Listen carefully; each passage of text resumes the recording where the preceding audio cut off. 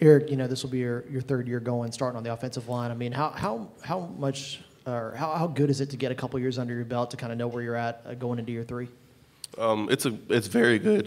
You know what you're going to get on the field. You know a lot of what the teams are going to do already unless they have coaching changes, and it really kind of gives you an edge on the field.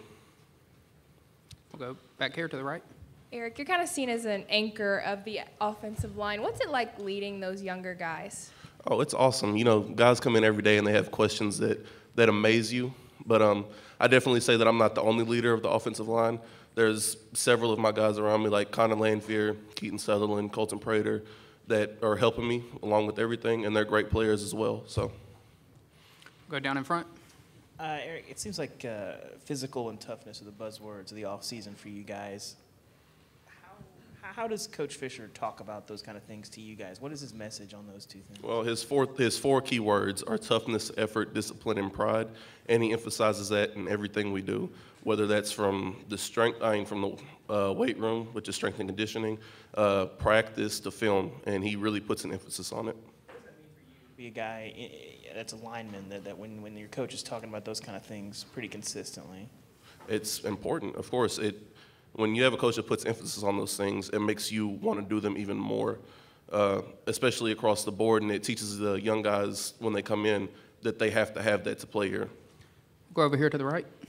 Erik, you guys didn't have a 1,000-yard rusher last year. How important of a goal is that for you guys, and what do you like most about blocking for a guy like Travion?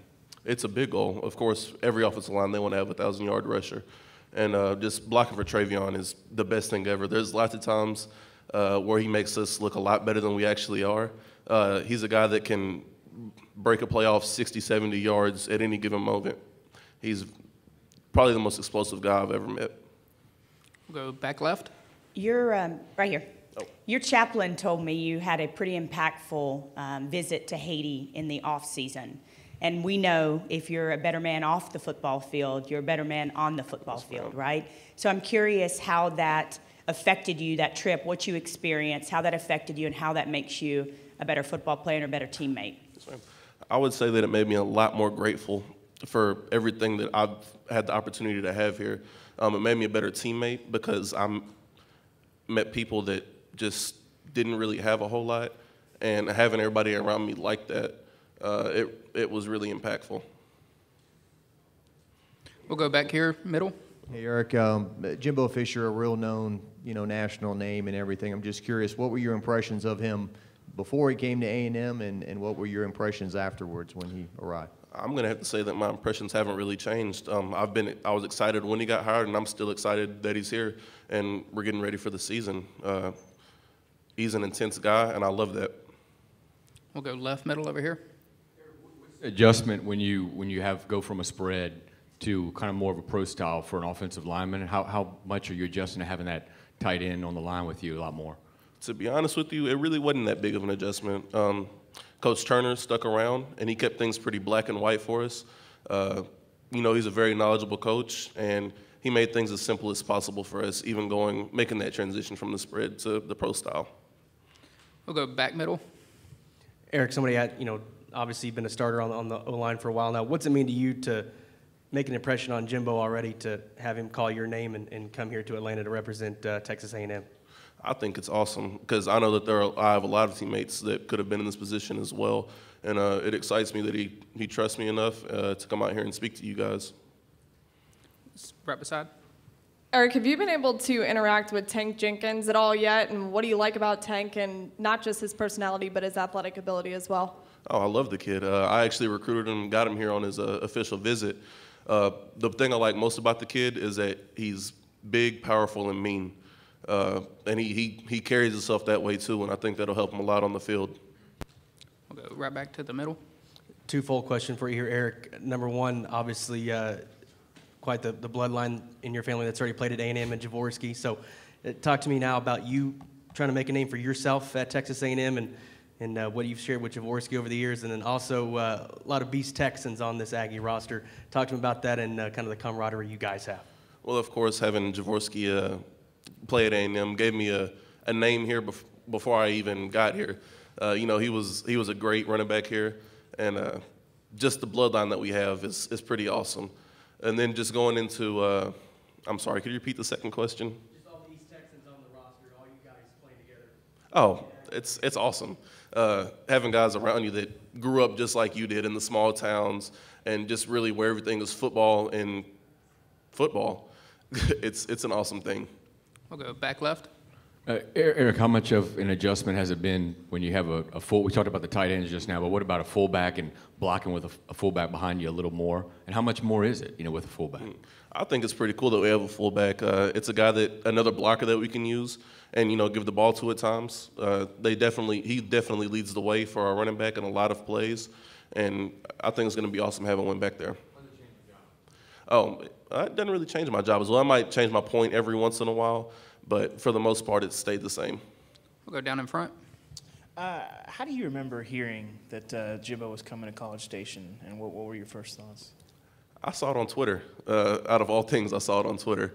And like I said earlier, I was excited. To have a national championship head coach here was the way to go. What did you know about him?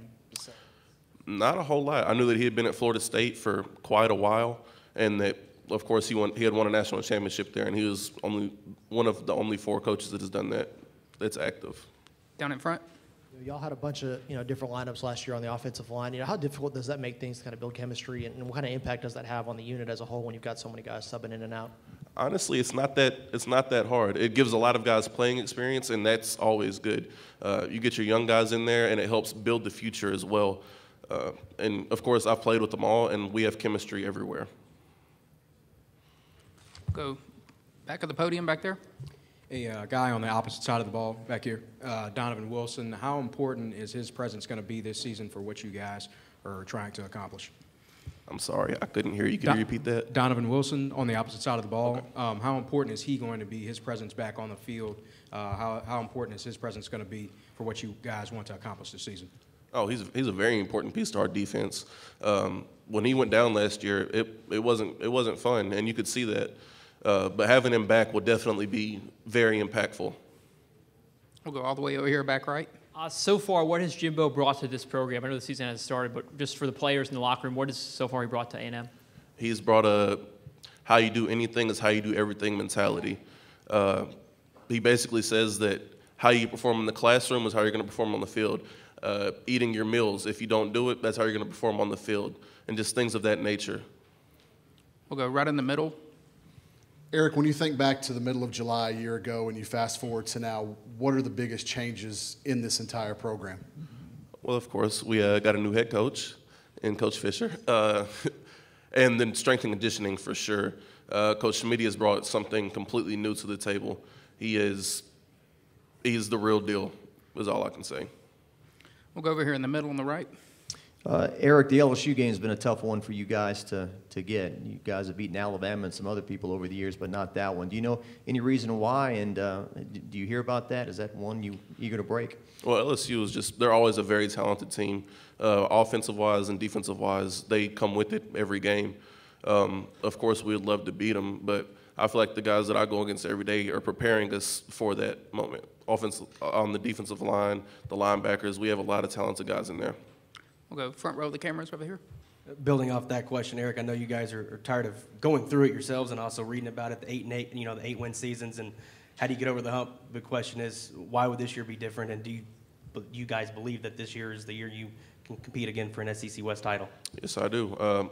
As I mentioned, Coach Fisher has brought in a new mentality of toughness, effort, discipline, and pride, and he's really hit those 4 key components in every meeting that we've had, and it's instilled in our minds now that if we want to be successful, we have to follow those things. He's brought a championship mentality to our team. We've got time for a couple more questions. If you just raise your hand, we'll get you a microphone. Go right back up here. You were talking earlier about the 4 keywords that Coach Fisher brought.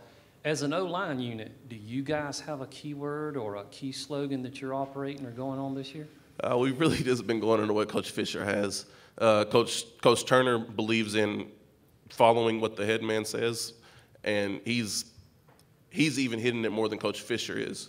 He's saying that, and every time we're with him, every time we're on the practice field, he's instilling that in our minds. We'll go down here on the front row. Which first or second year guys impressed you the most, and who do you think's got a chance of really cracking the starting lineup this year that's young? Is that offensive line-wise or anywhere-wise? Well, as y'all know, Carson Green has impressed me since he got here, and he ended up starting the last 5 or 6 games for us last year. He's big, physical, and he's an aggressive guy that has great footwork and speed, and I think he'll be a force out there at the tackle position. Go back here, Cameron. What's your take on your 2 quarterbacks? And I know it probably doesn't change much for you up front and what you guys do blocking-wise, but what's your confidence that if Mond or Starkle gets the nod for Jimbo behind you guys, what's your confidence in both of them? My confidence is very high in both of them.